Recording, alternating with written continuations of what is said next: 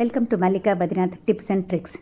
முள்ளங்கியை மட்டும் தனியாக ஊறுகாய் போடாமல் ரெண்டு முள்ளங்கியை பொடியாக கட் பண்ணிவிட்டு அதோட 1/4 மாங்காய் நல்லா புளிப்பு மாங்காயை கட் பண்ணி அதையும் ஒன்றா சேர்த்தாச்சுங்க.